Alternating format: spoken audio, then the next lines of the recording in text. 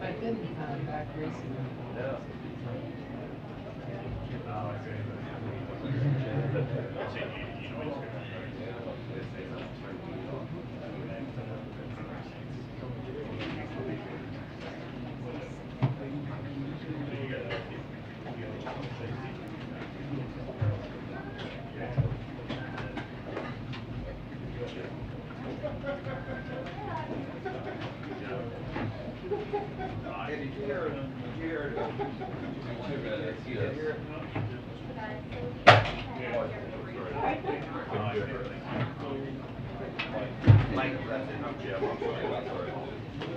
I've only seen it.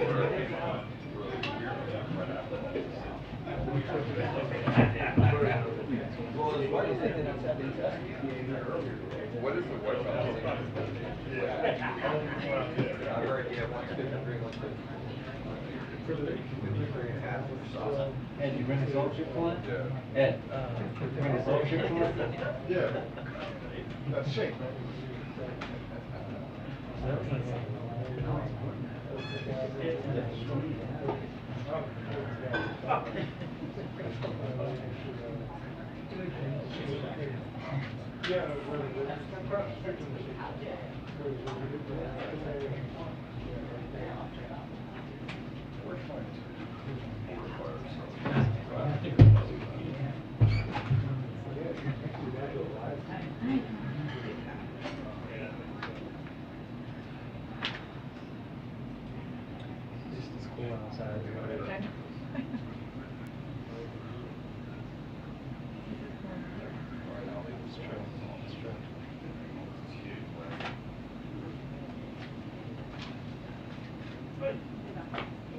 New York's asking already.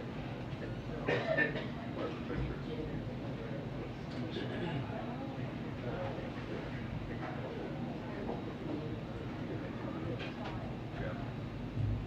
Yep.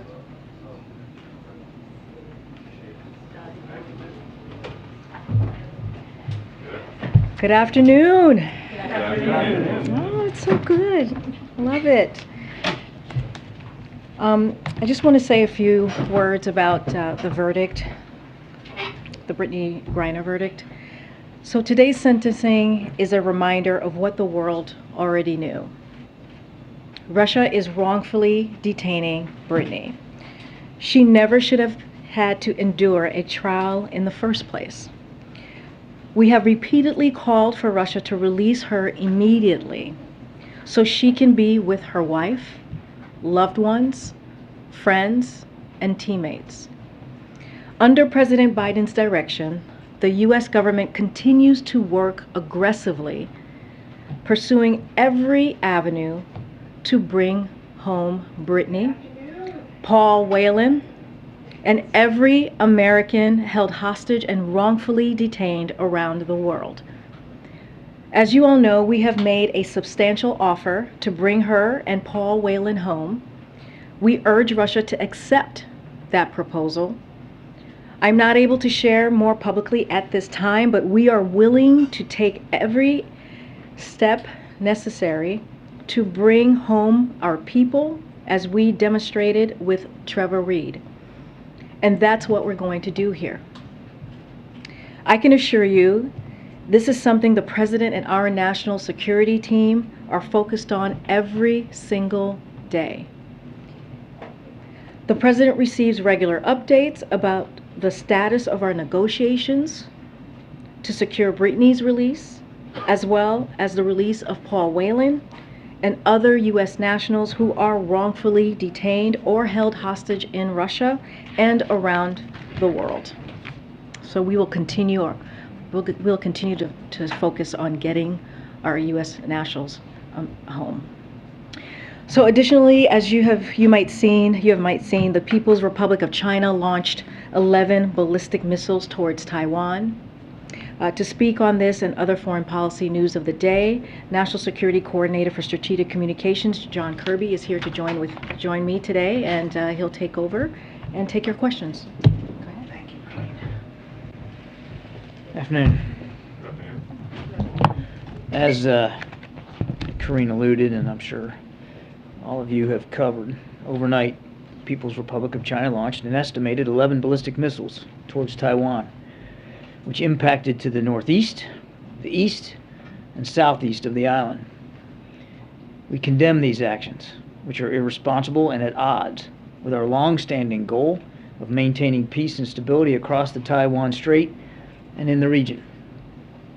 China has chosen to overreact and use the speaker's visit as a pretext to increase provocative military activity in and around the Taiwan Strait. We anticipated that China might take steps like this. In fact, I described them for you in quite some detail just the other day, Monday. We also expect that these actions will continue and that the Chinese will continue to react in coming days. The United States is prepared for what Beijing chooses to do.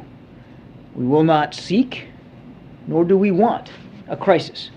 At the same time, we will not be deterred from operating in the seas and the skies of the Western Pacific, consistent with international law, as we have for decades, supporting Taiwan and defending a free and open Indo-Pacific.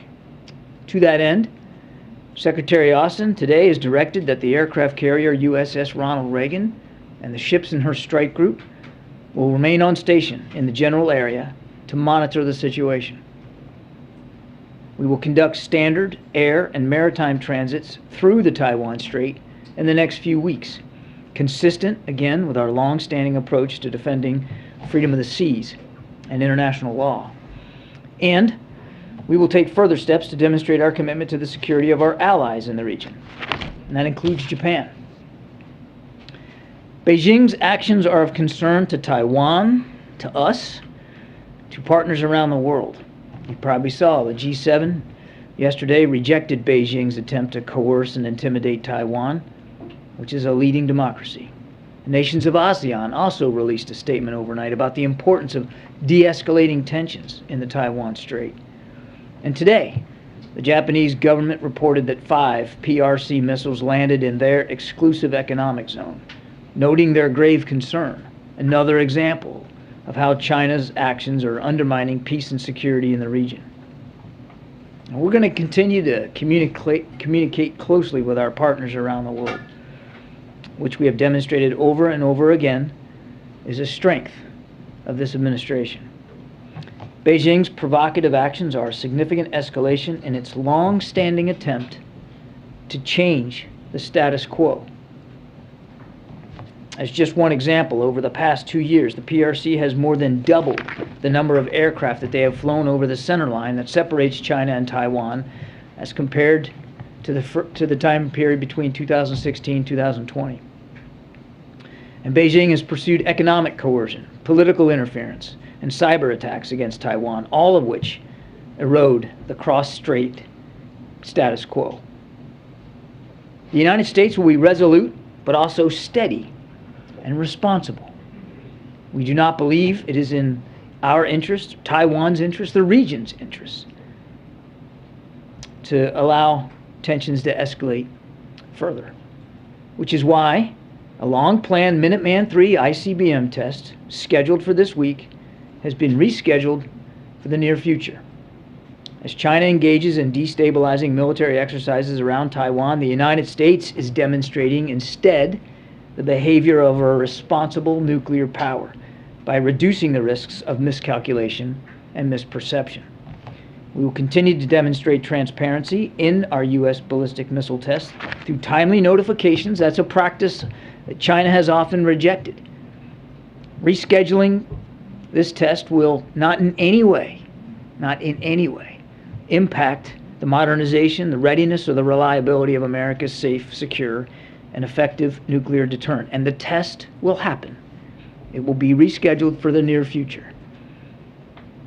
I want to reiterate, as I've been saying all week, nothing has changed about our One China policy, which is guided by the Taiwan Relations Act, the 3 joint U.S. PRC communiques, and the 6 assurances. And we say it that way every time because it's exactly consistent.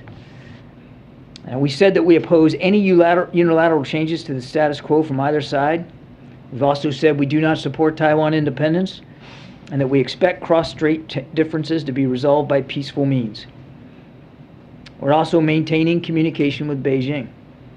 As President Biden told President Xi, the Speaker's visit was consistent with our One China policy, that she had a right to visit, and that a previous Speaker of the House has also visited Taiwan before without incident. This is how we're going to defend America's national security interests and our values, and that is how President Biden directed us to operate in the days ahead, with consistency and clarity and transparency. We'll keep doing what we're doing, and we're going to keep supporting cross-strait peace and stability because it matters, not just in the strait, not just to Taiwan, but to the entire region. With that, take some questions. Thanks, John. A couple questions about Brittany Griner's sentence. First off, why do you believe the Russian judge chose a 9-year sentence for what appears to be a very minor infraction? I certainly can't get inside the head of a Russian judge. What we have seen similar maximum sentences for drug charges of foreigners in Russia. They typically, it's just historically speaking, foreigners that are arrested on drug charges and then convicted under their system tend to get much higher sentences than would be Russian citizens, but I honestly can't speak to it. I will tell you that, as Karine rightly said, she shouldn't have even been on trial. She's wrongfully detained. Absent that, we find the sentence reprehensible in its scope. You know, you've some details of the U.S. Prisoner swap offer have obviously been public. Do you think the Russians would ever accept a prisoner swap that wasn't 1 for 1 or 2 for 2, 2 of our prisoners for 2 of theirs? That's a better question for the Russians. What I can tell you is that we put forth a serious proposal. And I know everybody is making some assumptions here about what that proposal is. I won't go into detail about it. But it's a serious proposal. We urge them to accept it. They should have accepted it weeks ago when we first made it. Why did you make the details of that offer, or the fact that you made an offer public? Doesn't that encourage Russia, or really any bad actor, to take more Americans prisoner, thinking the Americans are going to be willing to deal? Yeah, Tyler asked me that same question, I guess a week or so ago. We didn't make it public. We didn't make the decision to make it public lightly. I mean, it's not the kind of thing that you typically do. But what was happening in her case a week ago, what wasn't happening in our negotiations a week ago, and in the context of her having to testify in her own defense at a sham trial, all of that played into our decision to at least make public the fact that there was a proposal. It was an earnest attempt to see if we could get to some outcomes here, and we're still gonna keep making those attempts. Thank you so much. You had called a counteroffer by Russia unserious, which involved their offer that the U.S. release a convicted Russian national who's being held in Germany, convicted of murder. Is it still an unserious offer? Are you giving it another look in light of the sentence? Nothing's changed about our position on that topic. I mean, I don't think we'd go so far as to even call it a counteroffer. President Biden said today, in response, my administration will continue to work tirelessly and pursue every possible avenue to bring Brittany and Paul Whelan home safely as soon as possible. Is that a suggestion that he's willing to go even further? Is there more that the U.S. can do to pressure Russia to accept this offer? I think Karine covered it really well in her opening statement. I mean, the president's laser focused on this, and he and the whole team are working this literally every day. And just like I won't get into the details of the proposal that we put forward, I don't think it would be helpful to Brittany or to Paul for us to talk more publicly about where we are in the talks and what the president might or might not be willing to do.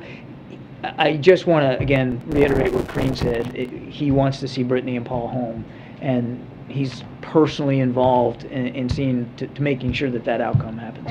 Very quickly, has the president spoken to Brittany Griner's family? Does he plan to do so? I don't have any recent, in terms of the last couple of days. I don't have any not in the wake of the sentencing. No. And just very quickly on China, given what China's actions that you talked about at the top, does the administration believe it was a mistake for House Speaker Nancy Pelosi? We have said consistently that the Speaker had a right to go. As Speaker of the House and a member of Congress, she had a right to go. I know we're all focused on the stop in Taiwan, and certainly given the events of the last 12, 18 hours, understandably so, but she's not just going to Taiwan. I mean, she's moved on now to visits in Japan and South Korea, two treaty allies, Japan in particular, deeply concerned about what's going on. And we'll let the Speaker talk about her travels and what she's learned, what she's heard, what her takeaways are. I won't talk for her. Members of Congress have every right to travel overseas, and that includes Taiwan, and they have both from both parties have just this year. And she's the Speaker of the House, but she's also a member of Congress. She has the right to go, and our job was to make sure that she had a safe and secure visit. We did that. We're still in touch with her staff. We're still responsible for making sure the rest of her trip is safe and secure. We'll let her talk about it when she gets back. Thanks, John. On Reiner, I know you said you can't get into too many details here, but can you say if there are non-prisoner concessions on the table at all that you would be willing to consider? I'm not going to get into any more detail. Okay. And then on China, is the president considering another call with President Xi at all, given how these escalating tensions? I don't have any call on the schedule to talk to or to announce. Is that being considered at all? I'm not going to get ahead of the president's schedule. As I said in my opening statement, the lines of communication with China are still open at different levels, of course, but I won't get ahead of the president's schedule. Thank you, and thanks so much, John. So you've explained what the U.S. is trying to do in terms of sending out military, the USS Reagan to the region to ensure, I assume... She was already in the region, yeah, but... Understood. Okay, so that, I assume that's also part of keeping shipping routes and open and safe. I understand that the Taiwanese president is also saying that she's in contact with U.S. allies to ensure that airports and seaports remain open. Is that also part of the what the administration is trying to do here? And the other thing is just to touch on the kinds of communications that you're having with the Chinese government. Do you believe that at this point there is a diplomatic off-ramp for this crisis? Well, we certainly would like to see the tensions de-escalate, and if that's best done through diplomacy, the United States would fully support that. We want to see the tensions come down. I would submit to you that they could come down very easily by just having the Chinese stop these very aggressive military drills and flying missiles in and around the Taiwan Strait. You don't need diplomacy to just simply stop doing something that's escalating the tensions and putting peace and security in the region at risk. Look, the Ronald Reagan and her escort ships, very capable strike group. They're there to monitor the situation. They'll be there for a little bit longer than they were originally planned to be there. Again, I won't get ahead of the ship's schedule, but the president believed that it was the prudent thing to do to leave her and her escort ships there just a little bit longer. Just to follow, is there any kind of support that the U.S. is providing to Taiwan in terms of protecting it in the context of cyber security attacks? I think that's also something that the Taiwanese are concerned about. Yeah, look, for lots of good reasons, we don't talk about steps we take either unilaterally or bilaterally in cyberspace. We are committed, as we have been now for decades, to Taiwan's self-defense. I'll leave it at that. Give us a sense of what Reiner's sentencing may mean for negotiations. Her Russian lawyer had said that a deal wouldn't be possible until after she was convicted and sentenced. So now that that's happened, is it more likely, you think, that we may see them willing to negotiate? Essentially, does a conviction open new doors for negotiation? That's really up to the Russian side. We're still open to having our proposal seriously and positively considered. And if on the Russian side that means that they feel like they're more empowered to do that, then so be it. We want them to take the offer that's on the table because it's a good one, it's a fair one, and it'll help bring Paul and Brittany home. And if this is what's it's gonna take to get them to yes, then okay, let's get to yes. Let's get them home. And it has been now almost a week since Secretary Blinken and Lavrov spoke over the phone. Have you gotten any serious signs from Russia that they're willing to negotiate? Is there any glimmer of progress since then in the last week? I'm not going to negotiate in public. Conversations are ongoing at various levels, and I'll just leave it at that. And just to follow up on Nancy's question, What message do you think the Russians are trying to send to the U.S. by giving Brittany Griner so severe a sentence? Again, I can't speak for the Russian judge, and your question presupposes that it's a message-sending exercise. Maybe it is, maybe it's not. As I said, historically, what we've seen is foreign-born citizens that are arrested and convicted of drug charges tend to get, just historically, anecdotally speaking, tend to get higher sentences, almost to the max, which in many cases is 10 years in Russia, as opposed to Russian-born citizens of the country convicted of the same offense. It's just, it tends to be the case there. So honestly, I wish I could get inside the judge's head. I can't do it, so I can't define why he chose 9 years. As I said to Nancy, it's a reprehensible sentence. She shouldn't have been on trial to begin with. But that's why I think that's why you saw the president come out so strongly against this sham trial to begin with. But to be clear, do you think she's being used as a political pawn here? We think that Brittany and Paul Whelan are being wrongfully detained. They are being wrongfully detained. They need to be let go. They need to come home. We're going to keep working on that. I cannot ascribe Russian motives or intent here. It wouldn't be appropriate for me to try to speculate what's in their heads. All I can do is tell you where President Biden is and the national security team. Wrongfully detained, need to come home. There's a deal on the table. Let's make the deal. Let's get them home. I'll come back there, Peter, and then I'll come back. Thanks, John. Why is it that over the last couple of months, President Biden has been so much tougher on Russia than he is on China? I wouldn't agree with the premise of the question, Peter.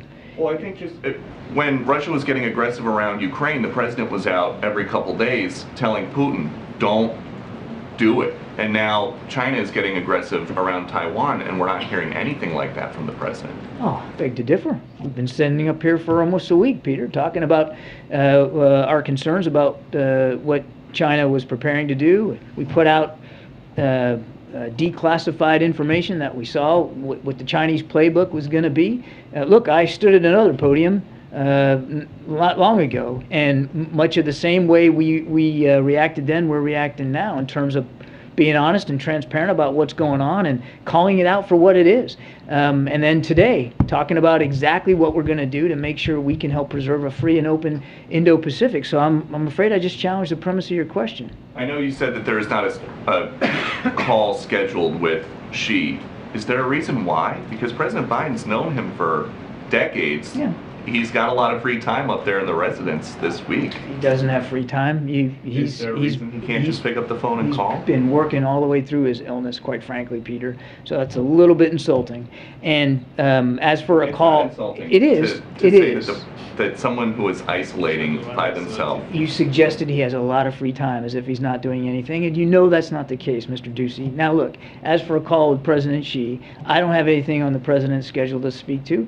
If ever the president felt like a call with President Xi was the appropriate way to respond, or that it would have an effect and an outcome that he wants to achieve, he certainly would be willing to do that. He's talked to Xi now 5 times. It's not like he's afraid to pick up the phone and call President Xi. And if there's if a call is the right answer, I'm sure that President Biden will do that. But I'm not going to get ahead of the president on this. I do want to stress, I said it before, but I do think that your question begs me to say it again, that the lines of communication are still open with Beijing, and we're using those lines of communication. And I think you'll see that in days to come as well. That's really important. And that's one of the reasons why President Biden made that call a week or so ago, was to make sure, and you saw it in Karine's readout, to make sure that those lines of communication stay open, and they are. Jeremy, and then I'll come to the back. John, you said a few moments ago that the president's been personally involved in Brittany Griner's case. Can you talk about what that has involved beyond getting daily updates on her situation, and whether or not the president would be willing to speak directly with President Putin to negotiate her release and the release of Paul Whelan? When I say personally involved, I mean he's in constant touch with all the members of his team that are working on Brittany's case, and it's not just Secretary of State Blinken, Jake Sullivan, the Special Presidential Envoy for Hostage Affairs, the Deputy Homeland Security Advisor, Josh Geltzer. I mean, there's a lot of people involved in here, and he's driving a process of continual updates that he can get from his team. He's offering guidance to them as needed. You've seen that he has talked to Mrs. Reiner herself, and certainly would expect that he's going to continue to have those kinds of conversations going forward. He's staying focused on this. And as for speaking with President Putin directly? Oh, I'm sorry. Again, I don't have, similar to the presidency, I don't have any calls to announce or speak to with President Putin. The president is comfortable that the proposal that we put forward is a serious one, and he urges the Russians to accept that proposal so we can get Brittany and Paul home. And then you talked about the decision to make public that you had made an offer to the Russians, and you suggested that part of that was perhaps to put some pressure on the Russians because they hadn't been really all that responsive. Do you feel like making that offer public has changed anything? Has changed the status quo? Have you achieved the desired outcome of that decision? Well, she's not home. Neither's Paul. So can we say that making it public had a direct line to bringing them home? Not yet, but we hope it will. We hope it will. We felt it was important to make sure the American people knew, but as well as people around the world, how seriously we're taking these two cases, and that so seriously, in fact, that we had made a proposal that we believe the Russians ought to accept. And you'll notice that the day after we did that, the Russians started talking, even publicly. So I'll leave it at that. And then on a separate issue, CNN reported today that the Department of Homeland Security is going to stop wiping mobile devices of high-level officials and political appointees without backing them up first, and is launching a 30-day review of policies. Is the White House directing any other agencies to take similar steps, including the Department of Defense, for example? I'm not aware of any other instructions to other agencies. And then just lastly on Russia more broadly, can you speak at all to this newly declassified intelligence that Russia is preparing to plant fabricated evidence as it relates to this attack on the yeah, I can actually. Prison? Yeah. So I can share, based on downgraded intelligence, that we expect that Russian officials are planning to falsify evidence in order to attribute the attack on the Olenivka prison on the 29th of July. They're going to try to attribute that attack to the Ukrainian armed forces. We anticipate that Russian officials will try to frame the Ukrainian armed forces in anticipation of journalists and potential investigators visiting the site of the attack. In fact, we've already seen some spurious press reports to this effect where they have planted evidence. We have reason to believe that that Russia would go so far as to make it appear that Ukrainian HIMARS, the high mobility advanced rocket systems that have been so much in the news lately, were to blame, and to do that before journalists arrived on site. And again, we're beginning to even start to see some press reporting to that effect. Okay, way in the back, in the blue, way in the back. It's me? Yes, thanks. You're not Blue James. John, yes. When you say that the U.S. is prepared, when you say that the U.S. is prepared to for what China will do you mean that you are prepared to engage militarily? I'm saying we are prepared for what China may do, and I think it probably wouldn't be a good idea to go into a great level of detail on that. Let me say that when I say we're prepared for what China may do, it's across all the tools of government power. It's not just about the military. We have a robust military capability in the region. We have strong alliances and partnerships in the region. We also have economic throw weight, right? And we have diplomatic throw weight. There's a lot of things that the United States can bring to bear if we feel like we need to. But here's the thing. We shouldn't need to do it. And it shouldn't come to blows. There's no reason for this manufactured crisis to exist. The Chinese have used Speaker Pelosi's trip as a pretext. Yes, they're claiming it's a protest. I got it. But it's also a pretext to try to up the ante in tensions and to actually try to set a new status quo, to get to a new normal where they think they can keep things at. And my point in coming out here today was to make it clear that we're not going to accept a new status quo, and that it's not just the United States, but the world will reject it as well. After the last talk between President Biden and Xi, there were indications that a meeting between the two presidents may take place. There was a room for that. Given the current situation, do you think there's a room for a meeting between the two presidents? Nobody's ruling out the possibility for a meeting between the two presidents.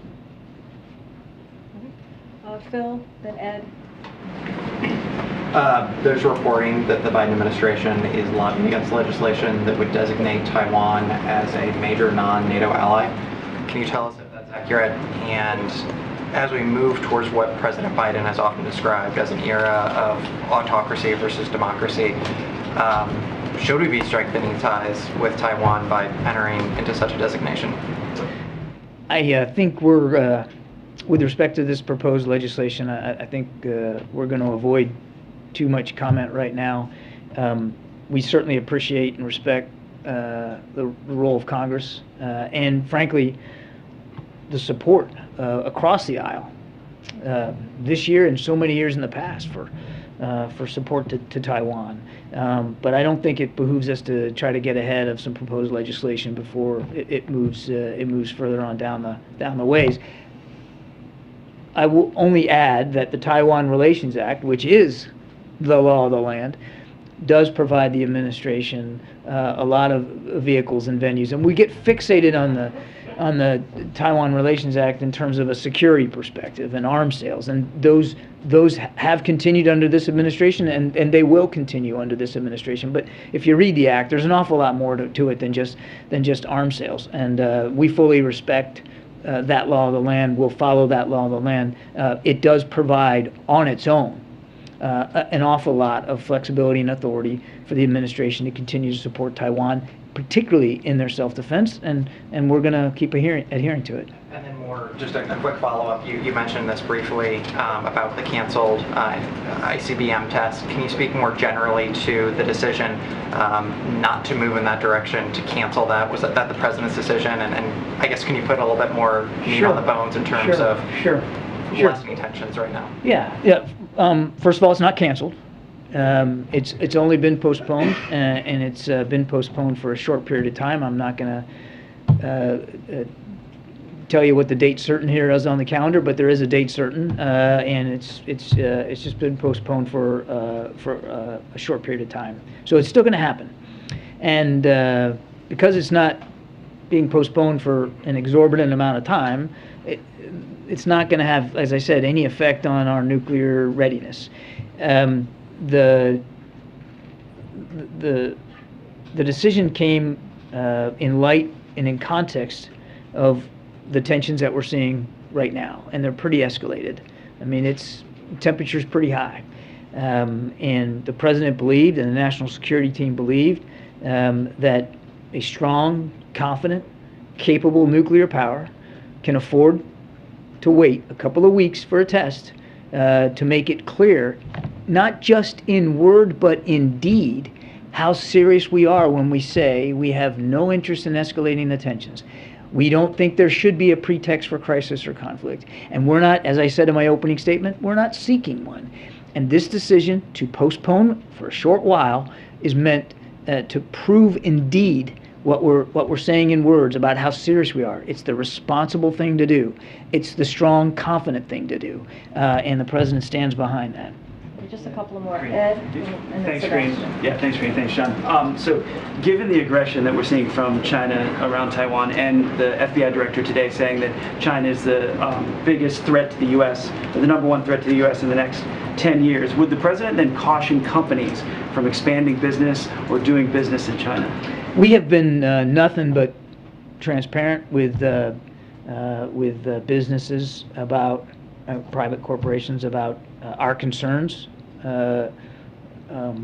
regarding operations in or with China. But they're private companies, and they make their own decisions, and we have to respect that. What about supply chains with the activity going on around Taiwan? How is that affecting our supply chains, and will we have problems? I don't think we've seen any effects yet. I mean, we're only a few days into this, so it's something we're watching and certainly concerned about.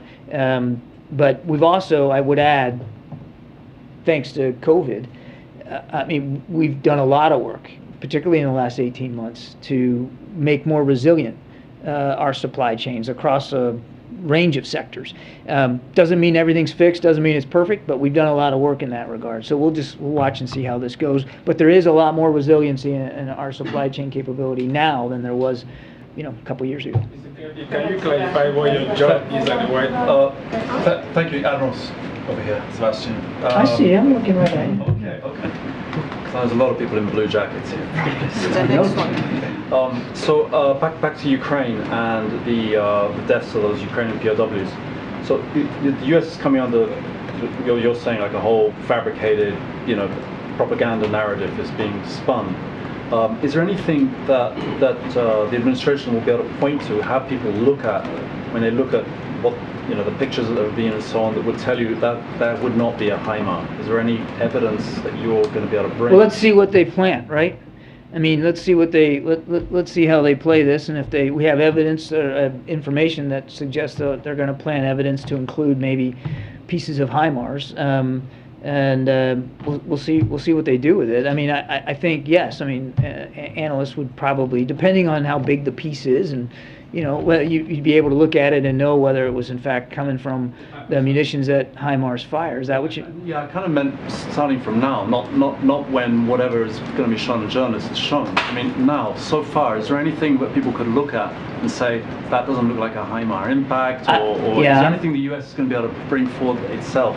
I'm not aware of any imagery now that we have that will allow us to do that. But look, this is all fresh information. We'll see what they do with it, it's another common play out of the Russian playbook here to accuse others of what you did yourself. And I'm not a criminologist, but I reckon you don't plant evidence unless you're trying to put the blame on somebody else. Just quickly on Iran, if I might, the nuclear talks that have restarted. Would it be fair to describe this as a last-ditch effort? I'm sorry? The Iran nuclear talks that have restarted. A last-ditch effort? Yeah, is it fair? Because I mean, the Europeans are calling it like a little bit of a last-chance saloon. I would tell you clearly, I mean, look, the negotiations are pretty much complete at this point. You heard the president say, we're not going to wait forever for Iran to take this deal. It's a deal on the table. They ought to take it. I'm not going to slap a label on it and say last ditch, but clearly time does appear to be getting very short in terms of being able to get to a deal. And again, we urge Iran to take this deal on the table. No problem in the Middle East, none. It gets easier to solve with a nuclear-armed Iran. Thank you very much. The U.S. Senate, as well as President Zelensky, called on the administration to designate Russia as a state sponsor of terrorism.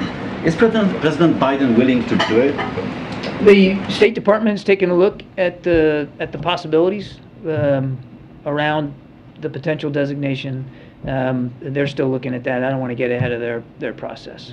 I would also add that a lot of the things that designation, a lot of the authorities that come with it, I mean, a lot of the actions you can take were already taken. I mean, we have levied unprecedented sanctions against Russia, just unilaterally from the United States, let alone the rest of the world.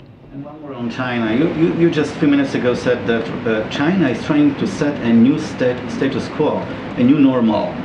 Could you elaborate on that? How do you see what they exactly want to achieve by creating this crisis? Well, you've seen them fly over the median line, on several occasions in just the last 24 hours. You've seen them now declare naval operating areas, exercise areas, much closer to the island than they did 25 years ago. You've seen them now fly at least 11 ballistic missiles in and around the Taiwan Strait, and apparently, according to our Japanese allies, at least a couple of them landed in their economic exclusion zone. which means they most likely flew over the island.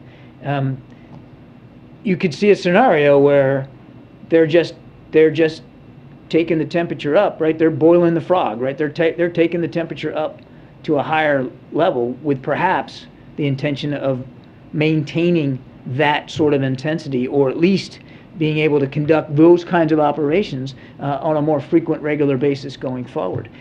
That's a different status quo than the one that we had just a few days ago, just a week ago. And we're not going to... They may take a military action against Taiwan? I'm not going to speculate for what the Chinese may or may not do. We're telling you what we're seeing, and we're telling you what we're expecting. We're expecting more exercises, more bellicosity and rhetoric. We're expecting additional incursions, and we'll see how this plays out. As I said, there's no reason for this to erupt into a crisis. There's no reason for this to come to blows. And nobody wants to see that happen. And I'll tell you this, having operated a little bit at sea myself, the more hardware you have in close proximity like that, with tensions as high as they are, the higher risk you get of miscalculations and mistakes. And that is what could lead to something getting a lot more dangerous than it is right now. Okay, So it's not a crisis right now? Mr. Kirby, can you clarify Can you clarify what your Yes, sir. job at the White House is? You said that our Can you policy toward clarify? China has been consistent. Your name is Simon, right? Yeah, I really want to ask you a question. Simon? I'm Simon? trying to ask you this question. Simon. If you allow me to ask you the question. Sir, I'm gonna call on this man. Now, sir, listen now, I've been polite to you, but I expect a little bit of respect in return. You know where we are? This is the White House press briefing room, and you need to be more respectful. I'm gonna call on this reporter. You described our policy toward China as The White House consistent is and if clear, you're but auditioning to replace the Canada. U.S. policy toward Taiwan is also described as strategic ambiguity. Don't you think it's sort of that ambiguity that has allowed tensions like we're seeing now to have developed? No, we would not agree with that at all. No. So on the subject of Americans detained abroad, the United Arab Emirates detained an American lawyer, a man named, let's see here, Asim Ghafour. He is an attorney who's previously represented Jamal Khashoggi. It happened shortly before the president's trip to Saudi Arabia. Is there anything you can say about the administration's efforts to free him, or sort of any conversations? There's not a lot I can say about this particular case, sir. We're certainly aware, we're monitoring. I would refer you to the State Department to speak more on that. I'm afraid I just am not able to talk much about that particular individual in that particular case. Hungary's head of state, Viktor Orban, is coming to the United States. He's going to speak at a conservative political conference in Dallas. Has the administration been in touch with Hungary at all over the trip? Is there any planned conversation that might happen? No and no. It's a private visit. Is the administration concerned at all with sort of an authoritarian-leaning leader coming to the United States to pursue this? He's coming at a sort of private invitation, and Mr. Orban and the CPAC, they can talk about his visit. Thanks, everybody. Appreciate it. Thanks, Mr. Kirby, can you react to a letter that you received today from a law firm in D.C.? Okay, all right, we'll continue with that. So we all know how annoying it is when your flight is canceled or delayed, and then it either takes forever to get your money back, or you only get a flight credit for that airline. I'm sure many of you have gone through that the last several months. Today, the Department of Transportation issued a new rule to fix that. If your flight is canceled or delayed 3 hours for a domestic flight or 6 hours for an international flight, you must get a refund within 7 days of a refund request if you paid by credit card. That refund policy also applies if they change your arrival airport, if they add more stops, or if they downgrade the class you're flying in. The rule also has new protections if you can't fly due to a pandemic or medical advice. Under the DOT's proposal, when that happens, you're entitled to a non-expiring travel credit or voucher or a refund if it's an airline that got government assistance during the relevant public health emergency. With that, Josh, you want to kick us off? Yes, thanks, Karine. Yes. Tomorrow is Jobs Day, which is like Super Bowl for some of us. Fridays. Is it really? Look, there are a lot of nerds. Wow. And I don't follow football, but wow. I'm just saying, and 12 Super Bowls a year is great. Sounds exhausting. Reiner's employment report is expected to show that job gains last month slowed to 250,000 from 372,000 in June. Does the administration view this as a sign the economy is healthy? So, as we've been saying for many months now, we are in a, and the president, including the president, has been saying that we're in a transition to a stable and steady growth. And during that transition, what you'll see is instead of that record high breaking job numbers that we've been seeing every month in the realm of 500,000 to 600,000 jobs on average per month, we're expecting to be closer to 150,000 jobs per month. And so that would actually that will be a sign of a success of this transition, and this kind of job growth is consistent with the low unemployment numbers that we've been seeing, that rate of 3.6%, and we see that, and others have see that as a healthy economy. We'll jump around. Just quick one quick one. I don't know. With Usually this goes on for a while. I just have the one left. Based on everything that's happening in Asia right now, does President Biden consider China to be an opponent or a competitor? Look, and Kirby said this, and we've been saying this for the past couple of days, right? More than a week. And I'm going to answer it this way because this goes to why this has come up, which is the speaker going to Taiwan. You know, she has the right to go to Taiwan. She has the right to travel wherever she wants. She is the Speaker of the House. She is a member of Congress. We will not ever tell her where to go. And we've been really clear with China. We have said no policy changes at all. The one China policy stands. And the president just a week ago today spoke to President Xi. It was the 5th time that they spoke. They continue to have an open dialogue. And so that is, I just want to make that really clear, and just, you know, they're the ones escalating here. Just the relationship moving forward, though, would he consider China a competitor or an opponent of the United States? I mean, look, when you think about our economy, when you think about how we're competing around the world, around the globe, you think about the CHIPS Act, right, and the CHIPS and Science Act.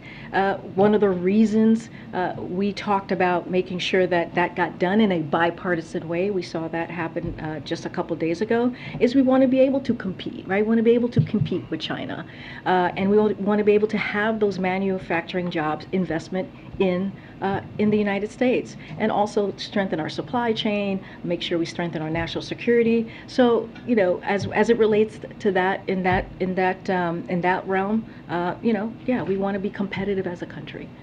Okay. Thanks, Frank. When was the last time President Biden spoke with Senator Sinema? Don't have a call to read out to you at this time. Can you tell us how he views his role in getting the Inflation Reduction Act over the finish line? I know you've been asked some version of this question probably every day this week. Trying to take another stab at it, though. What does he think he needs to do? Is he going to be picking up the phone? Will he be inviting Senator Sinema here? How does he view his role? Well, I can tell you how he views this anti-inflation piece of legislation. He's grateful for it. He thinks it should be passed. He thinks it's going to change the lives of middle-class Americans across the country. When you think about the prescription drugs, when you think about lowering utility costs, this is going to be critical. When you think even about the ACA provisions, lowering healthcare costs as we talk about premiums, and how important that is to many Americans. So that's how he sees his role in continuing to talk about it. We have been talking about these pieces, these components of this legislation for some time now. And so he's going to continue to have conversations. Our team is going to continue to have conversations with members of Congress. But he's been very clear. He wants to see this pass and to his desk so he can sign. Given how important he believes it is, as you just laid out, he took a decidedly step back and let Senator Schumer and Manchin really be the two engaged in the negotiations to get the Inflation Reduction Act to this point. So I guess the question is, does he feel like he wants to have a more direct engagement in these final round of negotiations with Senator Sinema asking for changes? So what we've been pretty clear about, I think for about a year, actually probably since the beginning of this year, is that we were not going to negotiate in public. We believed that the Senate, the House, they need to do their work. That we let them speak to the pieces of legislation that they're putting forth and they're trying to move forward. We support this. We support the work that Senator Schumer and Senator Manchin are doing. Again, this is incredibly important to the American people. I think, though, what is important, I know there's always this focus on Democrats and on what's happening with Democratic members in the Senate. I think what's important here is when you look at this bill, when you look at this this anti-inflation piece of legislation, and you look at the support across the country, it is bipartisan. It is bipartisan support. There was the Politico Morning Consult poll that came out yesterday. More than 70% of support for many components of that bill. And it's Republicans in Congress who are opposing this. They're the only ones who are opposing this. And I think that's what matters. What matters to us is what Democrats are trying to do and how we're trying to change the lives of the middle class. Just very quickly, Senator Sinema is not yet supporting it, and based on our reporting, she is opposed to closing the carried interest tax loophole. Would the president support a final piece of legislation that did not include that? Look, I can't speak for Senator Sinema. I'm not going to. She can speak for herself. I know that she's more than capable of doing that. What I can do is speak for this president and how he sees this piece of legislation that is so critical and important. And when you think about the corporate tax component, that 15%, you have corporations who are paying $0. And this is an opportunity to close that loophole. We've heard from many experts talk about how that 15% on corporate businesses is going to make a difference. It's going to be able to add that $300 billion so that we can bring down the deficit. It's going to be able to have Americans have lower costs. And so that's what we see and we think, and we have been very clear on that, how important it is to close that loophole and make sure that we're not increasing taxes on middle-class Americans that are making less than $400,000. And that does this. This act does that. Great. We've seen big oil companies report huge profits yet again in recent days. But since gas prices have started falling, we haven't seen the same level of criticism from this administration. Is profit taking in that industry and a lack of investment in production still a big issue for the Biden administration? So can you say that one more time? Sure. We've seen big oil companies make big profits in the recent days. We haven't heard the same level of criticism from this administration since gas prices started falling. And just wondering if that is still an issue for the Biden administration. Are you still looking to curb profit taking and increase production? So we've been very clear about that piece, making sure that the oil companies, the profit that they're making actually goes to the American people. We say this all the time. The American people should not be the first one to pay the increased cost and the last ones to see the benefit. And we all continue to call on oil companies to make sure that they pass on that profit to Americans. I want to talk a little bit about, we had the Department of Energy had that meeting with oil companies, and it was very constructive, the conversation with oil companies, and we welcome the steps that they are taking to increase production. For example, just want to give you a couple of examples. After discussions with the Department of Energy, one company just last week announced that they are bringing back refining capacity at a New Jersey facility, so that is important. And in June, America produced on average 12 million barrels of oil a day, and that number continues to increase and is on track to reach record high. So all of these things are important as we're trying to bring prices down. Oil is down about $25 a barrel from June. Gas prices have gone down every day this summer and are now below $4 for most of the country. So that indeed matters. And so we're going to continue to do the work. We know that we have to give Americans, as you hear the president say, a little bit of breathing room, and we're going to continue to do that work to make sure that happens. Go ahead. Thanks, Karine. Does the president have any plans to intervene or fire the Inspector General of the Department of Homeland Security, Joseph Kupari? No. We asked your predecessor, Ted, talking about this in April when the leadership of the Senate Judiciary Committee, Senators Durbin and Grassley, expressed concerns about him. Obviously, this was before some of the concerns that have been raised in recent days about January 6th. And she said that she would follow up on that. I'm wondering, have there been any conversations in the White House about his leadership? There's no personnel updates that I have for you at this time. Look, the president has been very clear, I think I answered some of this yesterday, that he believes in the independent role of the Inspector Generals and that they serve an important function in ensuring accountability for the American people. That still stands. He believes that. So, you know, again, we've seen the reports as you're laying out, and the comments from members of Congress, as you just told me, expressing concerns with his performance. But again, we believe in the independent role, and I don't have any news for. Follow up on that, you said that the job of the Inspector General is, as you just outlined, does the president have confidence that, given what has unfolded in the past few days and weeks, does he still have confidence in his ability to do that important job you just outlined? Well, it's important to do the job that the Inspector General is doing. We have confidence in that, and again, we're not going to comment any further than that, but we have seen the reports. And just one more that I want to follow up on that I asked earlier this week about the president's own COVID protocols.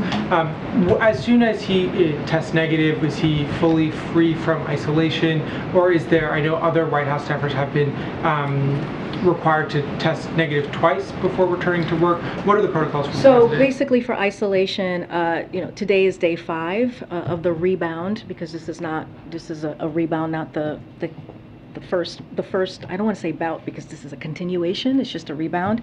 And so he will remain isolated until he tests negative, as we previously stated. And so when we're doing that test to make sure that he's negative, that is above and beyond, as you kind of, I think, were alluding to. That's what the White House protocol is for us. And so we won't see him again until at least in person. You guys have seen him virtually, and he's been working from the White House residence these past couple of days until he has, at least in person, until he has that negative test. So just one day, the first time he tests negative, he will be... Well, the last time we shared, because of his unique role, right, he is the president, and we've tried to make sure that we protect all of you and we protect the staff.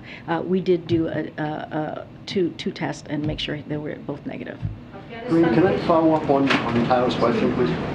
Thanks, Karine. On the issue of the Chinese tariffs, the president has been waiting for some time whether or not to ease some of those tariffs.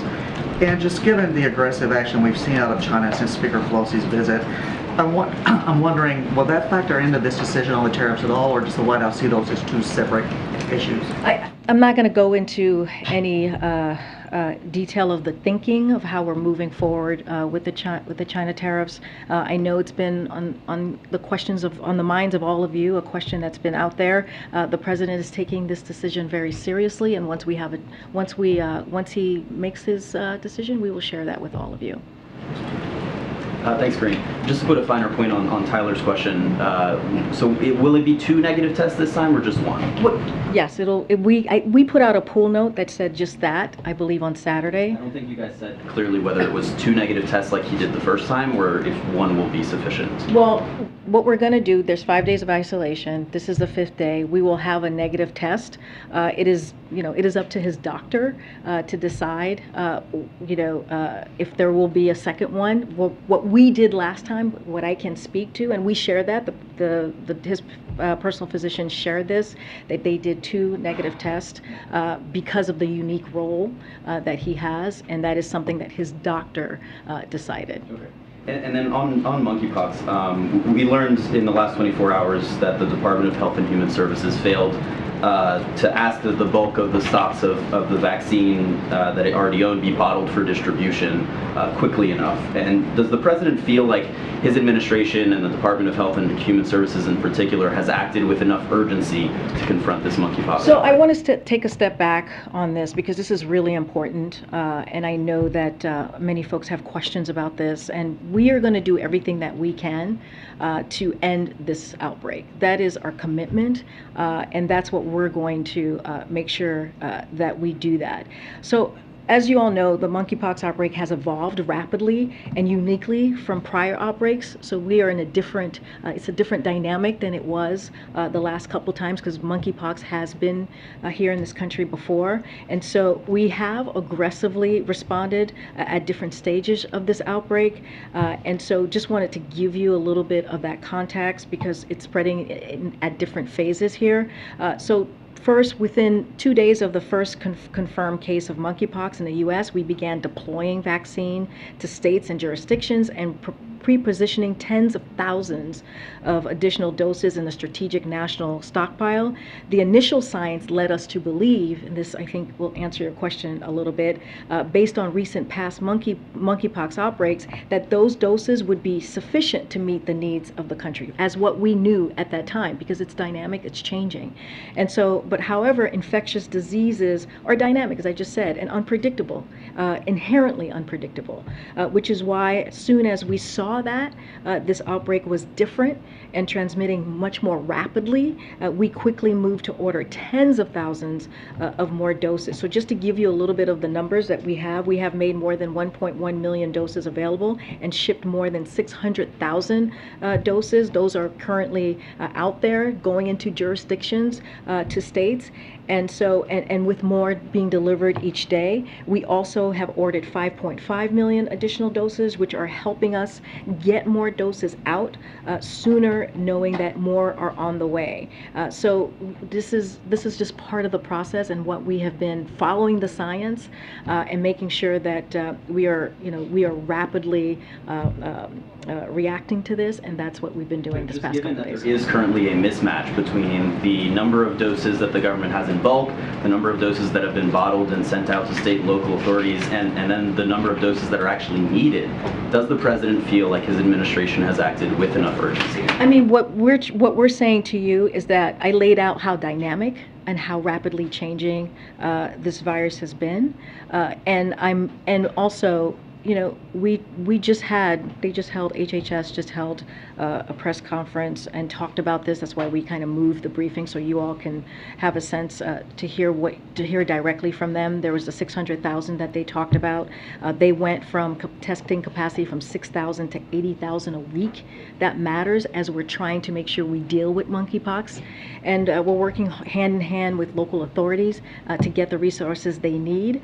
And so, and as you also know, they took an additional step, which is to announce a public health emergency declaration of monkeypox. And that's important because what that's going to do is going to help accelerate the vaccine production and distribution. This includes new dosing strategies that have the potential to increase the number of available doses by 5-fold. So yes, the president has confidence in HHS, and let's not forget, we just brought on the monkeypox coordinators, the response team, which is going to also make a difference. And on that front, it does seem like this week you've named a monkeypox coordinator, you've now declared this public health emergency. It seems like the administration is shifting into a higher gear as it relates to responding to this outbreak. And I'm wondering, was there any new information that led to these steps and that higher gear response? Because, you know, the WHO, it was nearly 2 weeks ago that they call this effectively a public health emergency. I think I answered that in the first question that you asked, which is the dynamic of this of the virus has changed. It's spreading a lot more rapidly than it had in previous times. And when the first 2 cases were known by the CDC back in May, we were meeting the moment at that time, and so now it's spreading much more rapidly. The dynamic of it has changed. That tends to happen inherently with viruses, and so this is what we're doing right now to make sure that we are responding to the needs of jurisdictions and states. Afghanistan The way back. I haven't called him back. Yeah, thank you very much. Can you go back to the event earlier today? Mary Barra of GM was there talking about the Inflation Reduction Act. One of the debates currently among Democrats is the electric vehicle subsidy provision. One of the senators from Michigan has been objecting to that. Can you say whether the president discussed the EV provisions in that at all with the participants in the call beyond the public media portion? So I haven't gotten a download from that call, and we were busy doing many other things before coming out here, so I can't speak to that specifically. On another bill, Senator Klobuchar has a big tech bill, the American Innovation and Choice Online Act, that looks like it's spilling to September. Senator Schumer looks like he's planning to bring it to the floor in September.